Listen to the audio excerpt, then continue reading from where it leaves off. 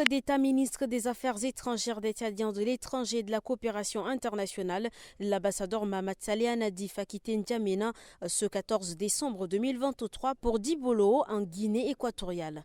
Le ministre représentera ce 15 décembre le président de transition à la 15e session extraordinaire des chefs d'État et de gouvernement de la communauté économique des États de l'Afrique centrale. Cette conférence sera consacrée à l'examen du mi-parcours sur le processus de transition en République gabonaise.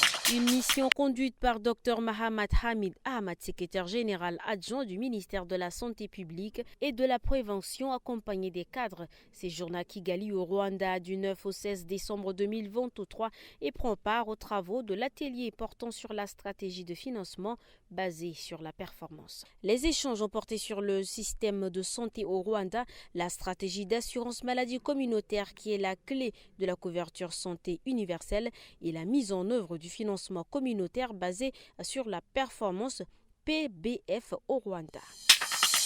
La place d'indépendance de l'Aïe a servi de cadre ce mercredi 13 décembre 2023 à un meeting du bloc fédéral.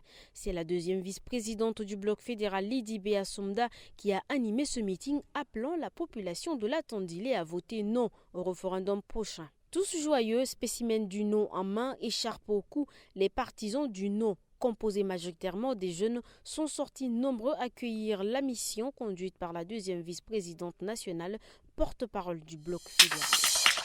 Dans un communiqué de presse, le bureau exécutif national du syndicat des enseignants et chercheurs du supérieur SYNEX informe l'opinion nationale et internationale que malgré sa bonne volonté, le ministre d'État, ministre de l'Enseignement supérieur, de la Recherche scientifique et de l'Innovation s'est hasardé à se prêter à un jeu de réplique dont le SYNEX ne saurait rester indifférent. Le bureau exécutif souligne que dans son communiqué numéro 021 du 12 décembre 2023, le ministre cite faussement le communiqué de presse numéro 16 du bureau à la place du communiqué de presse numéro 12, donnant un préavis d'une semaine au gouvernement pour la signature du projet de statut autonome, projet de décret 900 portant clarification par grade, l'arrêté d'application du décret de minima horaire et les arrêtés rectificatifs qui souffrent au ministère des Finances et évoquant maladroitement la loi 032 qui est en rélecture et qui ne saurait s'appliquer pour menacer de ne pas payer les heures non prestées.